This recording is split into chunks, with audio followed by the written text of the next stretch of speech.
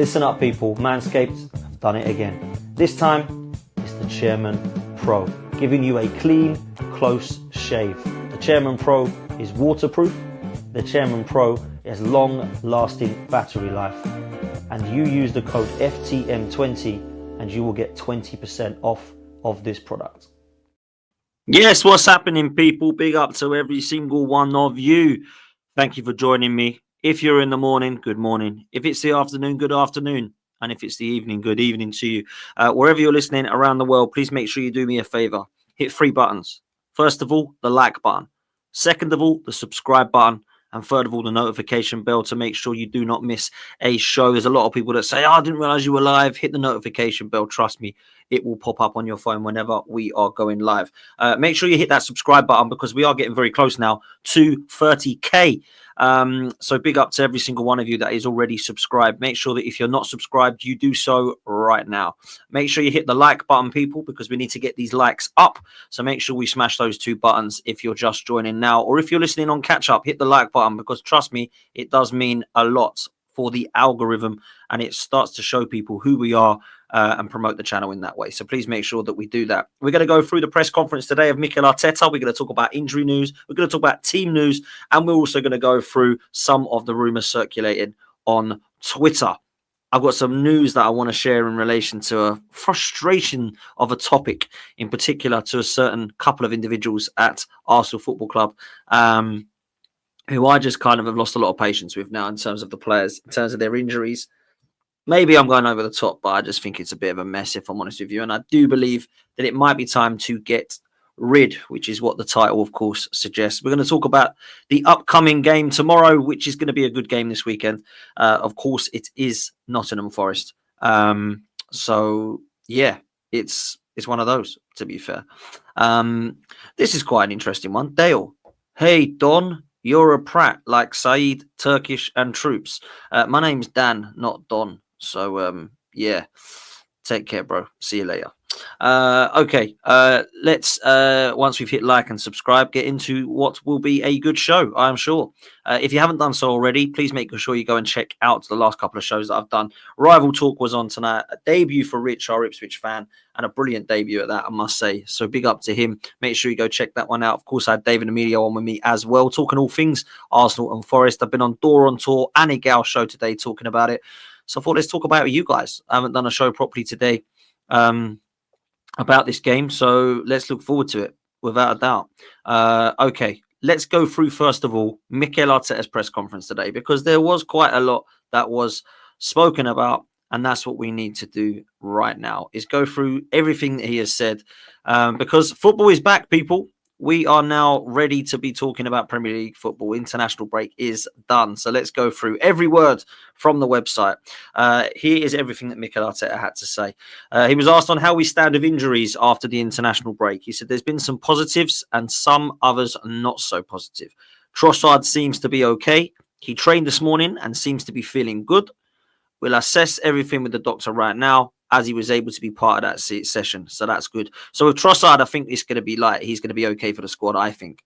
If he's trained this morning, he'll definitely be a part of the squad. Whether he'll start or not, different story. But I think he'll be fine for the squad. He was also asked on Bukayo Saka and Declan Rice and how they're doing. He said they've had their first partial session today, so very good as well. If they've trained today partially, they're going to be fit to play. We know this with Rice and Saka.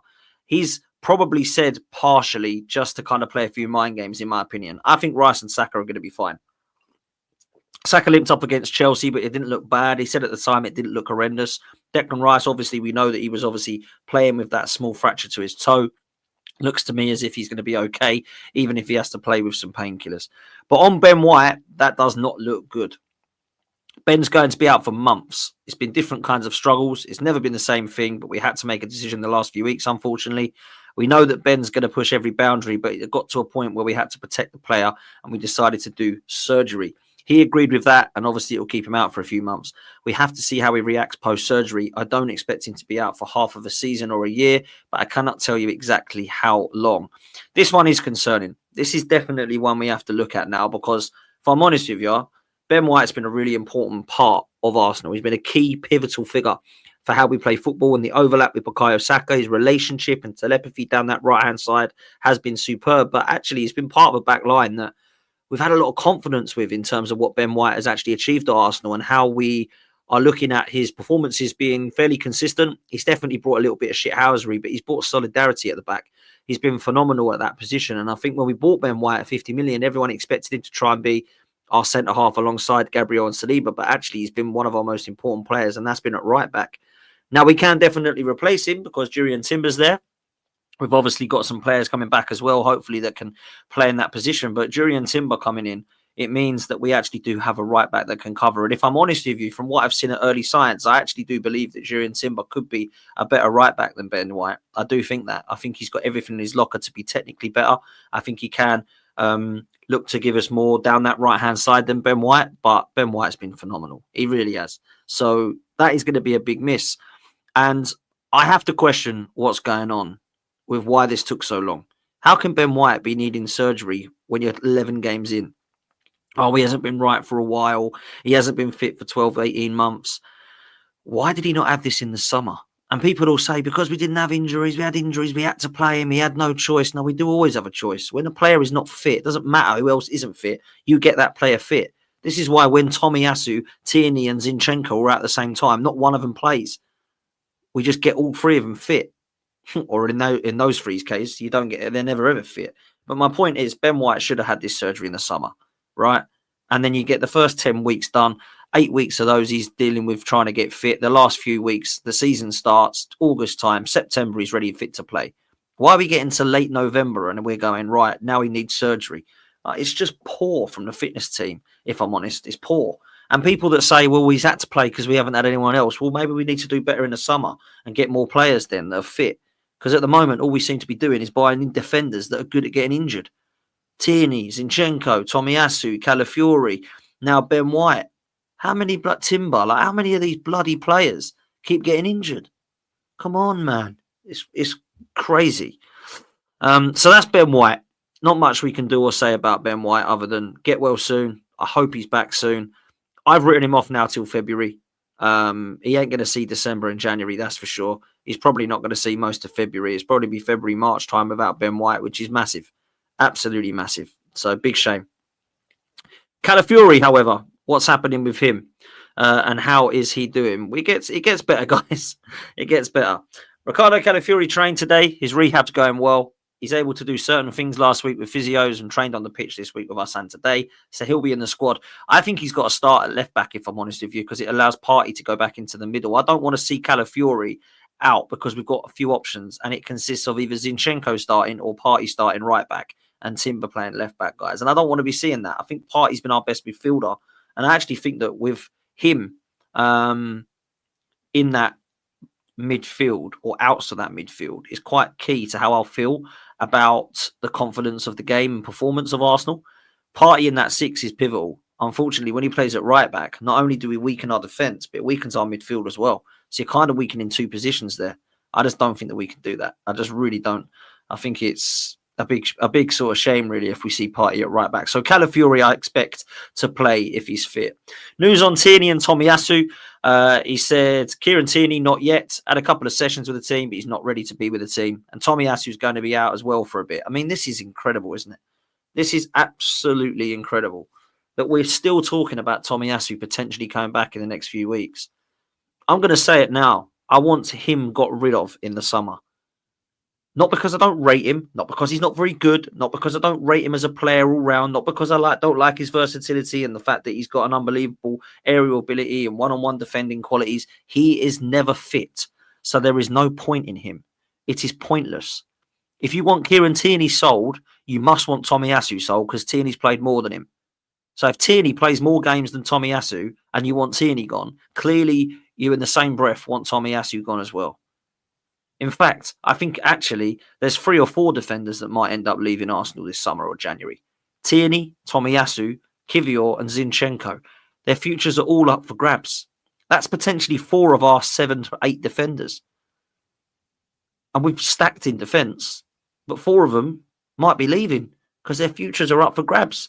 Is Zinchenko good enough? Is Tierney in Arteta's plans? Is Kivior really trusted? Is Tomiyasu fit enough? All those questions need to be asked in January and the summer. It's mad. We could go back into the summer market needing 3 or 4 defenders again. It's absolutely mad. So, look, I feel sorry for people that have these injury problems. I do. I feel sorry for Tierney and Tomiyasu, not so much for Zinchenko and Timber and the rest of them because they've not been quite so injury prone. But I will say this. Those two, I think it's time that we have a conversation. And Kieran Tierney, by the way, is still one of our better left backs. It's absolutely criminal that we're not seeing enough of him. But there we go. Let's get them both fit first. He's asked on the mood in the camp over the past couple of weeks. He says, I think about everything that we've done. Is the reason that we haven't won games because the opponent has been superior to us? The clear answer is no. Should we have won more of those games? The answer is yes. Do I like what our team's doing? The answer is yes. But we have to improve certain things, especially how we've defended attacking the box. Let me just go through this one by one because there's a lot of waffle I'm hearing here. There's a lot of excuses. There's a lot of it's not me, it's not on my team. Actually, it is you and it is your team because what you're saying there, I don't agree with, I'm afraid. So he's thought about everything and he's asked the question, first of all, is the reason that we haven't won games because the opponent has been superior to us?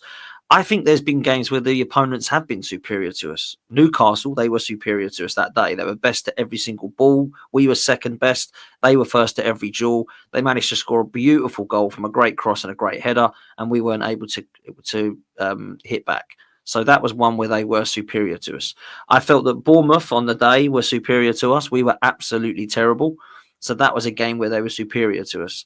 There were moments and glimpses in games against Chelsea and Liverpool, and if I'm honest with you, Brighton, where those teams had periods of the game where they were superior to us. So I disagree with what he's saying there. I don't think Arsenal can look back at their 11 games and go, should have won all 11. We were by far the best team. I think it's absolute nonsense that. Then he was asked, should we have won those games, more of those games? We could have, but we could have lost some. We could have drew some. Like, let's just have it right. We could have beaten City, but we could have lost. We could have beaten Brighton, but we could have lost. Like, that's just the way it is in football. So I don't really understand with that one. And then, do I like what our team is doing? The answer is yes. We have to improve things, especially with how we've defended attacking the box. That's probably the most worrying statement for me because he likes what he's seeing. He likes what our team are doing. And what our team are doing at the moment is putting in 40 crosses and hope someone gets their head on it. If that's what he likes us doing, I worry. And if I see that at the weekend again, I am going to start to lose faith dramatically and drastically. That's what I would say there. Let's continue. Overall, I can think of a lot of things, but I need to understand how the players are. And the only way to do that, other than communicating on the phone, is when they come back, and the energy of the staff and players yesterday was unbelievable. That's the joy of being with these guys on this journey. They love being here. They love to be back with us, and that brings the energy up straight away. There's not much that I need to do. It's always good to paint the picture and make sure that we're on the right track. There's quite a lot of waffle there about how much positiveness they have as they've come back. He was then asked on Pep Guardiola signing a new contract at Manchester City, which, to be fair, I haven't really done much content on, and I'll tell you why.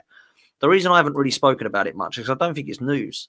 It was so bloody obvious that Mikel Arteta was going to be asked about this, but it was just obvious he was going to sign, right?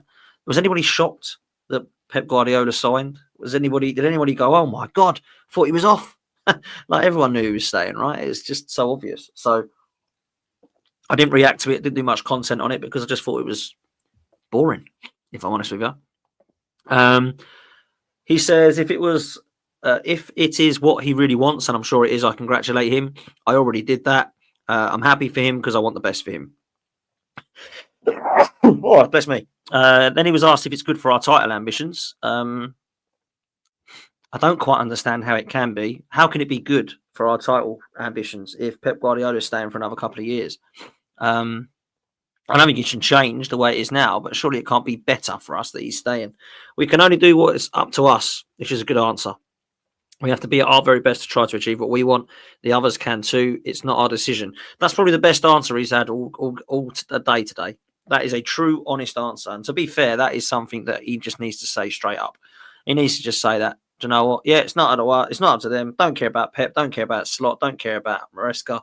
Don't care about Emery. I care about Mikel Arteta and Arsenal and what we do. It doesn't bother me who signs what contract, what managers extend, what managers sign players, what teams do. It bothers me about Arsenal. And I thought that was a really good one. So fair play. Fair play. Let's take a look at this as we continue. On how much he's enjoyed his first 250 games as our manager. I saw a stat that said that in the first 250 games, Mikel Arteta has won more than any other Arsenal manager at that period of time. In 250 games, he's won more than Arsene Wenger, George Graham, etc., etc., etc. But when you line up the trophies they've won in that time, he comes out looking rather silly. I'm extremely grateful and I'm very happy, and I've enjoyed every minute of it because of the people that I work with every single day, because I understand how lucky I am to be sitting where I am, and you always want more. I feel a huge pride to see the people that work in our organisation and how they feel about the club right now and what we transmit as a football club and as a team. But it's about winning, and in the end, I want more. I want big trophies, and we're on that journey. He said it's about energy and what I love doing for sure on potentially managing 250 games more. So let's break that down then. So he's grateful, he's happy, he's enjoyed every minute. He understands how lucky he is. Now, I think he is a very lucky manager, if I'm honest with you. And I've said this before. I don't know many other managers or ownerships that would have kept him at the club the size of Arsenal in a position that he was not too long ago. But they have. They've stuck by him. He feels a huge sense of pride, and that's fine for how he feels about the club right now. It is about winning, and he wants big trophies. Now, that is something that I've always said, that I have never denied the fact that he wants to win. My problem is, and my question is, has he got the ability to win? Is he good enough to win? That's what we need to be looking at. Is he good enough to win? Then he moves to Forest, which I think is important because we do need to talk about Forest. They've been really good, really consistent. They've been tough against the best opposition, especially. So big credit to Nuno and the coaching staff for what they're doing. They're very clear with their intentions on how they manage to take the game that they want, the way they want. And I'm really impressed with how they've done. I have to say, I think Nottingham Forest is going to be difficult tomorrow, which is why I've gone for the prediction I have, because I do feel that this is a little bit like the Nuno that Wolves had. They've got very similar players. They've got the player up top, which was Raul Jimenez for Wolves, which is now Chris Wood. They've got Ayana, who plays as that kind of attacking fullback, which is what Matt Doherty did. They've obviously got players like Merino, who's bombing forward, like they've had in players previously. Defensively, very good as well. Merino and Milenkovic have formed a brilliant partnership. And in midfield, they've got that little nasty player in Ryan Yates, but they've also got some quality in Dominguez.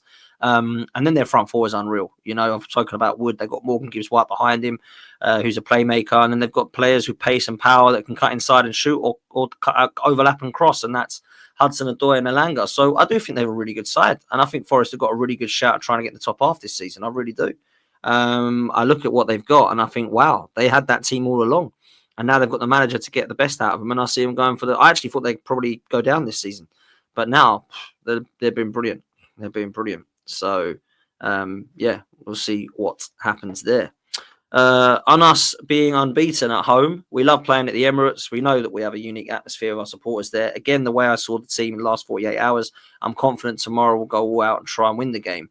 And he said, bringing the club together 100% is his greatest achievement in his first 250 games, lifting the spirit and giving a very clear DNA to the football club. We're setting it right again to be representing this club in this football shirt, from the players to everybody who works at the club, in the way that he's expected at this level. I've got no doubt that he's done that, and I think he deserves praise for that, Mikel Arteta. I do. I think he deserves a lot of praise for that, because off the pitch, he's been phenomenal at what he's done at Arsenal in terms of bringing the players together, the fans together, the coaching staff together, and trying to bring some of the class back. But that is only a quarter of the job. The other quarter is getting a playing style and a football winning that's suitable. And then the other quarter is to making sure we get across the line. And then the fourth quarter is to dominate and remain consistent by winning. And there's only really the first quarter that he's managed to do, if I'm honest with you. So he's got the other three quarters to get right still. So let's see what he can do this season. Big up to all of you in the chat, man. Let's get the likes up. Let's make sure we get the likes up. At the moment, we've not hit 100, so let's make sure we can get up to our 100 likes, people. All you've got to do is hit that like and subscribe button. Excuse me. So please make sure you do that. Let's go back to talk about what we're talking about, which is whether his aim now is to add trophies. Now, this is probably the most important question that's been asked so far. And if the answer is not yes, I'll be very, very disappointed. He said that's not the only one. You have to maintain a lot of things that you do. Sometimes you achieve them, but they can drop very quickly. Maintaining them is what's important, and that's work you have to do consistently every single day. But now it's about winning, and that's the next step for sure. Yeah, he's kind of mentioned it. He's kind of answered it how I wanted him to. Whether he expected Guardiola to sign a new deal, I mean, they are obsessed, aren't they? I have no clue. He says he's done that in the past as well at Barcelona. It's for every year. Then at Bayern, I was there. Man City, it was similar. It's his decision, and he seems very happy at the club. So, so congratulations. I don't think he's really too bothered. Significance of tomorrow in the next 6 weeks is about building momentum, getting results, getting back-to-back wins. That would again create the energy that we need with all the good things that we are doing, and that is a huge next 6 to 8 weeks. I'm not going to go into his 250 with us. On the last 2 months, this is interesting. So I know from my insides when I plan a season, and I have a start and finish, it's a journey. We all go traveling on the bus together. Jimmy. This is what I hate. It's silly analogies here. He's going to talk about going to the M25 in a minute and A12 and then going via the A150 and the M6 and M50 and all this crap. It's going to be bumpy. Here we go. There's going to be bad weather. Things are going to happen. Oh, no. He don't do himself any favours, does he? The rival fans love listening to this nonsense. They just lap it up and laugh.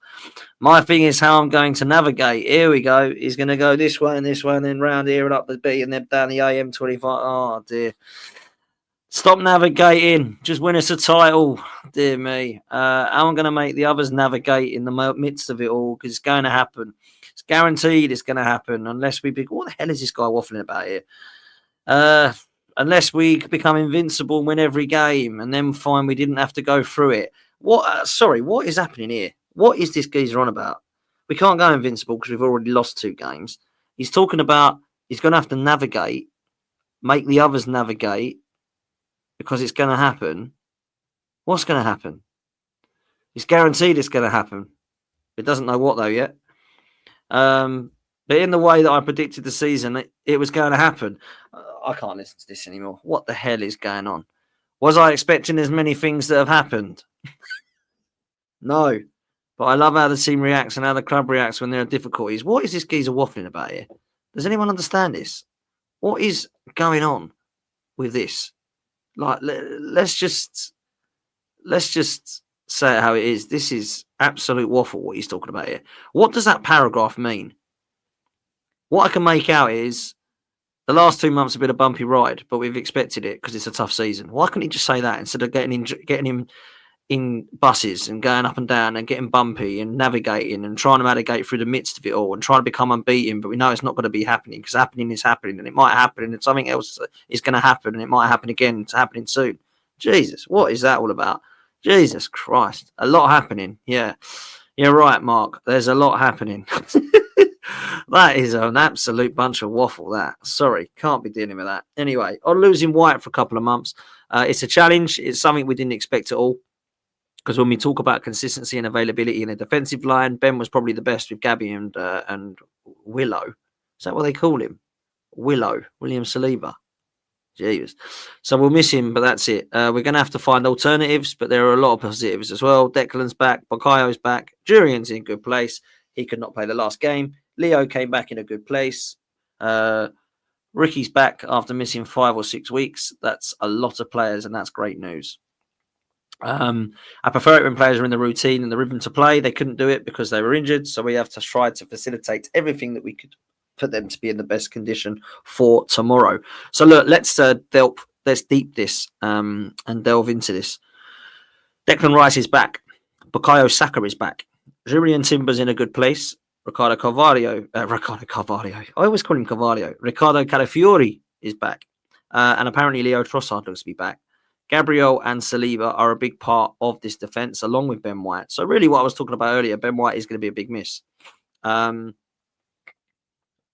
yeah, we do definitely have players back now. So what does that mean? Well, it means there's no more excuses, people. That's what it means. I don't want to hear any more excuses about Arsenal can't put this team out. Arsenal have got suspensions. Arsenals are against. Referees are against. There's conspiracies against. None of this stuff, man. Let's just play the football we know we can play. Get back to 22-23 season where we're blitzing teams. And let's go and have some fun now because we've got the fixtures lined up for us beautifully. So let's not mess this up. On trying to avoid further injuries, don't even talk about it. I'd like some normality. Not everything has happened lately, but again, it's like everything. There's a lot to learn from those experiences for yourself and how you can start to look constantly and get frustrated. You have to get out of that. No time for excuses or fighting for something else. The team hasn't reacted in that way, and I really love the experience of going through difficulty with them because so many cases were quite tough emotionally to deal with. Right, let me just say, when you have a squad that is 22 players deep, you have got the smallest squad in the league. You cannot be complaining about injuries because when you get injuries, you don't have any cover because you ain't bought any. You were the reason that we had a 22-man squad, Mikel. You did not want anybody to replace Kai Havertz. We went and got Raheem Sterling after getting rid of bloody Nelson, Vieira, Smith Rowe. Like, let's be real. We left ourselves short, is what I'm saying. So let's not try and make excuses for injuries because if, oh my God, injuries have killed us. Well, let's just be real. We didn't buy enough people, did we? Like, it's just, honestly, it's crazy. It really is crazy. But there we go. Whether he sees similarities to last season, which improved after a trip to Dubai. Yeah, a lot of reporters keep talking about this Dubai trip. He says it is not because of Dubai. That would be too simple. It's because I'm looking back at all the games. I look at all of the oppositions in the Premier League and what they're doing just to understand the context that we're in and how good we are in relation to the opposition. I'm very confident that when this team finds a bit of consistency and normality, it's going to come. The key to finding consistency is availability. So what he's basically saying is we haven't been able to be at our best because we haven't had the squad available. Now, to an extent, I agree with that. After just going on a rant about our transfer window, what I can say is that we don't have a sustainable 11 at the moment. So if you look at the back four, for example, forget Raya because he's played every game. We've had Timber at right back, Partey at right back. We've had Ben White at right back. Right centre back, we've had Saliba play there. We've had Timber play there. I think at one stage we had Ben White playing there against Liverpool. Gabriel's been consistent throughout most of his time, but when he hasn't played, it's been Kivior. At left back, we've had Kivior play there. We've had Tomiyasu play there for a game. We've had Zinchenko play there. We've had Timber play there. We've had Calafiori play there. That's 5. I've probably missed one as well. Did I say Kivior? Maybe I did. But there's 5 there. Then we look in midfield and we're like, right, Partey plays at the 6, but not today because he's playing at right back now. So now we've got Rice back in the 6. Marino playing the 8. Nope, but it's normally Rice who plays there. Jorginho's coming at the 6 as well. Trossard's played because Erdegaard got injured. Then it was Wanyeri for a game. Then Marino coming at the number 10 against Bournemouth. And then that laid Rice to be at the 8 and Partey to be at the 6. Havertz has been our number 9, but sometimes has been dropping back for Trossard to play there. Jesus to also play there as well. Saka's been injured a few games, so Sterling had to come in, then Jesus over there. And then Martinelli's been left, then Trossard left. It's like, wow, we haven't had a sustainable 11 for the whole of this season in the first 11, 12 games. And that's without mentioning the likes of Sterling, Jesus, Lewis Skelly, Zinchenko, Jorginho, Marino, all these guys that have come in and had to come in. So let's get these players back like they are now and start actually showing a little bit of a level of consistency and sustainability. That's what I need. He was asked on Rafael Nadal's retirement. I'm really not interested in that. But I am interested in this.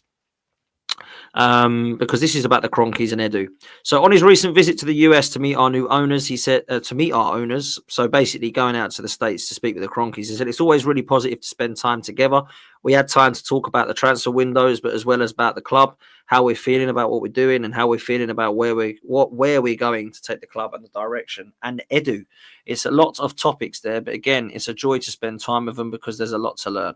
They have so much experience in sport. You feel the ambition, especially when you're there. They are very far away. I can say that again. But how closely they live every day with us and what we want to achieve together, it feels great. He's also said he's very good, Jason. We're talking about Jason Ato stepping up as assistant sporting director. Edu and I probably got a lot of praise, but the work behind that is done by these guys. The ambition is phenomenal. It's not easy to wake up one day and you're having to move to a different office, different job. But again, the speed of how people react and how they're willing to say, okay, that's it. That's the situation. Let's move forward. With that ambition, with that determination, enthusiasm, that's something great. So I don't know anything about Jason Ato, to be honest with you. And it's the first time I've ever heard of him. So that means Edu's gone. This guy's now got the job to step up in the interim post until we get a replacement as a sporting or technical director. I need to see somebody coming in with experience because as much as Mikel's saying he's happy with the ownership there, the last few windows suggest that we're not actually in a position to be too happy about how things are run right now. United first, Dan United. Happy birthday to you, my bro. 38. Wow, you're a year older than me. I didn't know that. You look great, man. And big up to you on the weight loss stuff, man, because I look at that and I think fair play to you, because I've gone through that myself and lost a bit of weight of late, and it doesn't make you feel better, but you look phenomenal, mate. So keep up what you're doing, and big up to you, my bro. And I hope you lose to Ipswich at the weekend. Big up, bro. Suj as well says he's drinking in the Kool-Aid the Cronkies are offering. Look, Turkish believes he's the shield, just like Arsene Wenger was the shield to the Cronkies, who are the root of the problem. I kind of agree. I don't think they are the best owners, like Mikel Arteta is saying. I don't think that by giving them Raheem Sterling after selling 4 players off the wage bill, that really we should be doing that. So that's the way I see it. Okay, coming to an end now. This was very interesting. Tomiyasu has to leave Arsenal. We need to get rid of him. He is so injury prone, it is worrying. This guy has not had any Euros or international football. He has not played football in a very long time. And he came on against Southampton for 6 minutes and got injured and hasn't played since. And we've been trying to get this guy fit. And every time you speak to Mikel Arteta, he's a few weeks away. He was told he was going to miss the pre-season and be back for the Wolves game, the first game of the season. We are at late November and this guy has played no more than 6 minutes for us. It is a shambles. On whether there's a time frame for Tomiyasu, no. He's going to be away now for a few weeks for him to continue with his training and to change his environment a little bit. I mean, what is going on here? He needs to change his environment now to get fit, does he? It's been a really tough time for him, as you can imagine. He's one of the guys where the only thing he wants to do is work 24 hours to get better, and he feels terrible when he's not fit. It's a real shame. We're going to give him the best opportunity to try and unlock something to help him to have him back as quickly as possible, but I think we need to be patient. We're not going to see him for most of the season. Just write him off. Forget Tomiyasu. He's going to have to be sold. It ain't good enough. Does he want to win a Premier League title while finishing above Guardiola? Well, who answers these questions, by the way? Who asks? I'm not even going to that is ridiculous to ask that. Asked on Martin Odegaard's condition. He played really well against Chelsea, and that had consequences. After such a long time not playing, he needed to recover. The ankle reacted in other areas of the body with so much load going into it. It wasn't ideal, but he's been okay. The last day and a half, he's trained with the team, and he's feeling good, so that's really positive.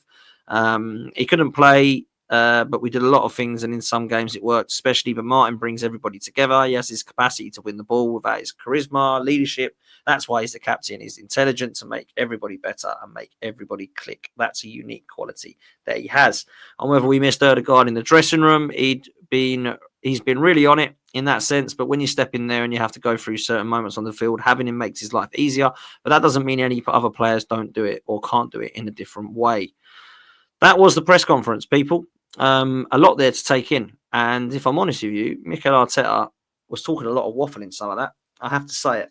And if I'm honest with you, the stuff I liked in there was about the fact that he said that it's about what we do, not what everyone else is doing behind us, around us. I like the fact that he said he wants to win trophies. I like the fact that he says that Martin Odegaard coming back is a good thing, and that some of the players he's got back, we need to try and get some consistency now and sustainability. But still, some of the questions people ask, my goodness, how do they get their jobs? Like, who sits there as a journalist like, would you like to beat Guardiola to a Premier League title? No, I'd like to lose it to him, really. Just what the hell are these sort of questions? What do these journalists think he's going to say? No, I'd like to not do it for now. Let him win. And then when he goes to another club, hopefully I can win it then. What an absolute madness. It really is. But look, that's where we're at. Let's share some of the Twitter stories for the second part of the show. I do like AFC stuff. I really do like AFC stuff. I think it is a very, very good Twitter page. So please make sure you're following that. Ricardo Calafiori on Instagram. We're so back. He's clearly ready for the game tomorrow. So I expect him to play at left back. Winning team in training today. You can see some new faces there, some old faces. You've got Partey, Jesus. I think that's Tommy Setford. You've got Saliba, Kai Havertz, Calafiori, and you have got Luis Gelly and Ethan Wanieri. Arteta giving instructions to Max Dowman. I wanted to discuss this because this is very interesting. Max Dowman is 14 years old, and I did a show on him because he looks phenomenal. The goals he scores, the way he's playing, the way he's now getting to be kind of noticed at club and international level for his age is something that is quite exciting. And he looks an absolute baller. He plays on the right, cuts in his left foot. He plays as attacking midfielder, cuts in his left foot, looks to drive forward with the ball, has some unbelievable skill and technical ability. And if I'm honest with you, I think Max Dowman could be the one that people are talking about in the next couple of years, like we're speaking about Ethan Nwaneri now. I think he could make it in the squad for the team at around 16, 17, just like Ethan Nwaneri. I think he looks an absolute baller. So that one is definitely something that excites me for sure. So watch this space. So Calafiori definitely fit. I'm not going to talk about recent results here because this is what I've just gone through in his press conference or his interview. Spoken here about Tomiyasu as well. And let's be real, missing Ben White. It is going to be difficult because Ben White and Tomiyasu both being out. It's not good. Talks on Calafiori and Trossard. Just in a nutshell here, Arteta's confirmed Tierney's not match fit. Despite resuming first team training. Tomiyasu remains unavailable and is out for a period. He's confirmed, however, that Trossard, Saka, Rice and Calafiori all trained this morning, but Ben White is going to be out for months, unfortunately. So that was about his press conference. Kieran Tierney on Instagram. So good to see you back out there, KT. It really is, to be fair. I'm a fan of Kieran Tierney. I know a lot of people laugh at it. I actually think he's a really good left back, and I think he's one that we could look at using a little bit more than we do. I don't know why we don't use him enough. He doesn't fit into the Arteta way for some reason. Much rather play Zinchenko, who can't defend, than Tierney. Very bizarre, but there we go. So I don't think Tierney will play again. I think he'll get fit and go to Celtic or somewhere. Contract extension for Leandro Trossard. It's going to be interesting this if he signs, because I think he's 29 years old. And he's a player I've got a lot of time for. I think Trossard's been one of Arsenal's best January signings. He really has come in and delivered. Now, this season, he's dropped off without a doubt. What do we do? Saudi Arabia club's interested. Trossard definitely does not look 100% happy at Arsenal because he's not guaranteed first-team football. But I think he's a very useful squad player to have. And if I'm honest with you, when you get to a stage of around about 29, 30, you're going to be a squad player. Unless you're an absolute baller like a Mo Salah level, which Trossard isn't, you're going to be a little bit of a squad rotated player. Does he want that?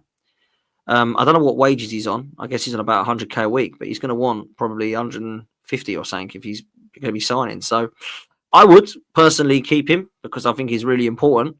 I think it's a no-brainer. But what will we do? What will we do? Martinelli and Jesus both in training. Gabriel Magalhaes in Arsenal training. Saliba and Nwaneri in training. Cold one today. Look at them all. They look freezing, by the way. Look at Jesus there. He's got a snood and a hat on. Gloves. Oh, my God. It is freezing out there, though, to be fair. Erdegaard in training. Arteta in training. Kieran Tierney in training. And some pictures from training. To be fair, it's looking like most people are back now. That was the news that I brought yesterday on the Judges channel about Arda Güler and Brahim Diaz being unavailable. But there's a belief that their stances on both players could change in the coming weeks ahead of the January transfer window, especially if there's a chance of potential loan that could arise. Now, I wanted to talk quickly about this because there's definitely players that we need and that we want. I don't think that Arda Güler and Brahim Diaz are two players that Arsenal would absolutely see as priority signings. But if they're going to come in potentially on loan, one of them, both of them, whatever it be, you're going to take it. As long as that does not affect a number 9. I don't think we want a number 9 in January. Please, people, it's not going to be Isak. We want Isak, they don't. We want Gyökeres, they want Sesko. I don't think there's any other striker we're going to be getting in January. And I think in the summer, we're going to go for potentially Sesko again, or maybe we'll put in a bid for somebody like Isak. But Gyökeres is probably going to go in January to Chelsea, Liverpool, Manchester United. Let's just say it how it is. We're not interested, it seems. Even Man City have got more chance of getting Gyökeres than Arsenal. We've not been linked with him once. We don't seem to want him. There's not really any love for him, whatever reason. The Arsenal fan base want X, Y, and Z. Unfortunately, they want another X, Y, and Z. So when we're screaming for Kvaratskhelia or Nico Williams, I think they're going to try and look at doing something for Brahim Diaz on loan. When we're looking at a number 9 like Gyökeres, Marmoush or somebody like that, they're looking potentially at somebody like, what's his name? Arda Güler. So, yeah, I don't know that we're going to be too happy with our transfer window. That's all I will say. But again, when are we ever happy with the transfer window, right? When have we ever had a transfer window shut that we thought, do you know what? That's phenomenal. Like, we're really, really happy with that. There ain't been many, is there, people? There ain't been many. Okay, let's talk a little bit about the game tomorrow, because there is a really important game tomorrow that we 100% have to win. Nottingham Forest are going to be a tough team. They really are. And they're a team I respect. The reason I've gone for a prediction of 2-2 tomorrow is because I think they're going to be so dangerous, and I think we're going to concede goals. I think we're in a position at the moment where we might actually walk off the pitch thinking, blimey, yeah, we've dropped points, but we didn't deserve to win that. Because I think people are underestimating how good Nottingham Forest have been. They've got danger in Chris Wood. They've got brilliant pace and power of Hudson-Odoi and Elanga. They've got superb playmaking and creativity of Morgan Gibbs-White. Ryan Yates is nasty in the middle with Dominguez. You've got brilliant centre-half partnership. Apart from Kanai and Van Dijk, they've been the best, Murillo and Milenkovic. Ayana has been fantastic. Matt Sells in goal. I'm not saying Arsenal don't have quality. Arsenal have a much better side and should beat them tomorrow. But I just feel like we're in a position at the moment where creativity is an issue, where we've got problems with our style of play. And I think Nottingham Forest will capitalise on that.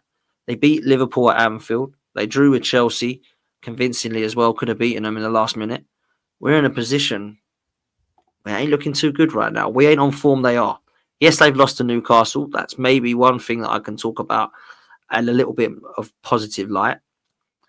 I just don't think we're going to be in a position where we can take 3 points tomorrow. And I hope I'm wrong. And I could be wrong. And sure, if we play like I know we can, I will be wrong. I'm just not sure we're going to, people. Not sure we're going to. Let's take a look at the screen for the team. The Arsenal team, that is. The team that I would like us to go with. Raya in goal. Timber at right back. Saliba and Gabriel with Calafiori starting at left back. Partey, Rice and Odegaard. Saka, Havertz and Martinelli. Now look, if Calafiori is not ready to start, we will have Partey at right back and Timber at left back. That will happen because there's no Tomiyasu. The other option we've got in midfield then is to play Marino and have Rice in the 6, Marino in the 8, and then Odegaard in the attack in 8/10. That's what we could do. If Saka isn't 100% fit, we need to play Sterling. Jesus is just not good enough, in my opinion, at the moment. Or you play Waneri out there. I don't want to see Havertz dropping deep into midfield. I just do not want to see that. Martinelli, I think, has to play ahead of Trossard because I think Martinelli is just starting to look a little bit better. And you know what? Martinelli actually plays a lot better with Calafiori there. I want to see a starting 11 that starts to deliver sustainability. So if we have to play this team, keep this team together for a few run of games now. Try and get a few wins on the trot. That's what needs to happen. So there are options that we can look at. If Partey has to play in the Timber position, so let's put Partey there. That means that in the number 6, we have Rice. And then in the number 8, we have Marino. Now, what that might do then is allow for us to see what Marino, Martinelli and Calafiori is like on this left-hand side. So this kind of triangle that we have here could actually be quite, could actually be quite interesting down this left-hand side. We know what the right's like. Odegaard's superb with Saka. We understand this. Rice allows for that as well. Timber, who's going to come up here, or Partey, who it could be, with Odegaard, there's going to be this kind of sort of triangle as well. And that's a really interesting one for me because I do feel like that's been something that we've missed, to be fair. Havertz, we've seen drag along here. I think we also need to see him come over to the left a bit more because I don't think we see that. Considering he's a left-footed player, we don't tend to see that, which is a big shame as well. So, yeah, that's where I'm at. That's what we want to be seeing on this right and left-hand side. And I just want to get to a stage where we're as dominant on the left-hand side as we are on the right-hand side because we really have been. We have been so good on the right-hand side. And everybody knows what we're doing over there. I think there's been such chopping and change on the left-hand side that it's affected Martinelli. He's dropped off a cliff, and we need to bring it back. We need to see that from him. So that's what I'll be saying there. The other thing I'll say to close, we're in a position right now where must win is pretty much every game. I don't think we're going to win tomorrow. I think it's going to be 2-2. And a lot of people will say, that's it then, title over. I kind of believe for now the title is over anyway. We've got to find ourselves back in it. But I will say this. Tom Canton said something really interesting to me, that on the 1st of January, 2025, if we drop no more than 6 points, we'll be in a better position than we was last season. So that means that even if we get a draw against Fulham, a draw against Forest, or if we drop points and lose a game like Manchester United, let's just say randomly, then we still could be in a better position points-wise than we won last season. Now, that might be a good thing, but it also might be a bad thing. If we were in a better position still this year from last year, but we're still 9 points or 12 points off of Liverpool, that could be a bad thing. But let's not forget the games that Liverpool and Man City have got coming up. Yes, we've got to do our job. We've got to beat the teams in front of us. But actually, Liverpool and City, although they've got to do the same thing, they've actually got some tough games. For example, Manchester City have got Spurs. Liverpool have got Manchester City after Southampton. Liverpool have got to go to St James's Park. They've got to go to Real Madrid. They've got the Merseyside derby. Manchester City, after Liverpool, have also got Aston Villa and the Manchester derby, as well as Juventus in the Champions League. So really, when Liverpool have got to play Real Madrid, Man City, Newcastle and Everton, and Manchester City have got to play their derby and Man United, they've got to play Juventus, and also Manchester City have got to play Liverpool and Villa at Villa Park, there's an opportunity for them to not just lose some games, but definitely drop some points by draws as well. So let's just be real. There's definitely an opportunity for Arsenal to pick up some of these points. If we can go on a winning streak, we will catch up, because Liverpool are going to drop points. Man City are going to drop points. The problem I've got in my head, we're going to drop points as well. And that's why I've just lost the confidence in winning the league now, because I know we're going to lose points. And I didn't think we were going to drop points at Bournemouth. I didn't think we were going to drop points at Newcastle. I didn't think we were going to drop points at home to Brighton. That's my problem right now. We have done. I didn't think we were going to drop points at Stamford Bridge. When the season started, I looked at the fixtures and I thought, yeah, Liverpool could be difficult. But other than that, Man City, yeah. But other than that, I think we can win most of these games. Even Villa and Spurs, I thought we were going to potentially go there and win because we're better than them, right? So I only really had Liverpool and City as the two that we could drop points with. And we've ended up dropping points with Liverpool, City, Bournemouth, Brighton and Newcastle on top of that. And Chelsea on top of that. That's too many games to be dropping when you're only 11 games in. We've basically got to only drop for the rest of the season the same amount of points that we have done this season already in the first 11 games. And that's going to be tough, man. But look, football's a funny game. Liverpool could go on a losing streak. Manchester City could continue their 4-0 loss and make it 5 or 6 that they lose in a row. Who knows? I just feel like Arsenal at the moment, their performances is much more worrying than actually how many points we are in front or behind people. We need to look at where we're at performance-wise and start to improve it, because it hasn't been great. It just hasn't been. Smash the likes up, people. Make sure you do me a favor. Hit the like button and the subscribe button. Make sure you get it. We just hit over 100 likes. Let's get that up to 200 ASAP, people. Big up for your super chat as well, Suj. You're absolute legend. So big up to you. Look, over the weekend, I hope you enjoy it. It's going to be wet and windy and miserable. I hope it does not mean that we are going to lose and that Arsenal are going to be miserable as well. I hope that we have a great weekend, starting off tomorrow with a win for the Arsenal, then enjoy the Sunday, then enjoy the Monday. The content will keep coming. There'll be match reactions tomorrow. Sunday, there'll be This Is London, which will be back. Me, Lawless, Goonally, Don, Deji, and D.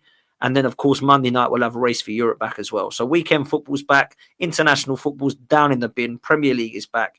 Big up to Suj for the last super chat of the night. He says, can we take a minute on why you have a player writing an autobiography when he wasn't retired? I guess he has time now. He isn't playing. I don't get this one. I do not get this one. Zinchenko writing a book at 26. Crack on. 27, wherever he is. Crack on. Do what you want. But I'm not quite sure why he's writing one at 27. Calling it something about believe in life. Well, he's hardly lived. 27 is very young. And why he's calling out Arteta on dark arts, say this is what he does and this is how he does dark arts. Like, I don't think he'd be very happy about hearing about that. So for me, very bizarre. But Suj, you're a legend. Big up as well for your super chat. Big up to all of you for your interaction, comments, and of course for hitting the like button and subscribing to the channel. Make sure you do me a favor as well. Check out manscaped.com. Use the code FTM20, FTM20. You'll get 20% off for Christmas. Get over there now, manscaped.com. Sort out your parents with your Manscaped. Make sure you go and get your dad, your brother, your uncle, your nephew, whoever it is that you are buying for Christmas. 20% off at manscaped.com using the code FTM20, FTM20. Make sure you do that, please, people. Big up to every single one of you. I hope you're well. And I'll be back tomorrow. Take care, people. We're out of here.